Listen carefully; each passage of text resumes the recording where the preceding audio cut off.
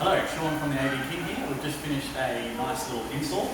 We've got 5 buttons here, 1, 2, 3, 4, 5. We've just taken them up because the glue is still drying. But essentially you just press the button. Success, success, success.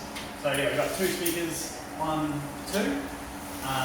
And the client can upload any audio file they want and then press the button, audio file plays, and same with the other buttons along here.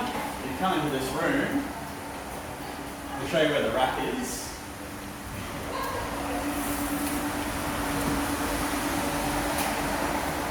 So up here we have the rack with all the different equipment. Here we've got the amp where you can, the volume knob there, you can turn it up or down. And we have the MP3 player here with the little SD card in the front there, so that's how they load the tracks on for the 5 different buttons. And that's how the system works. Thank you.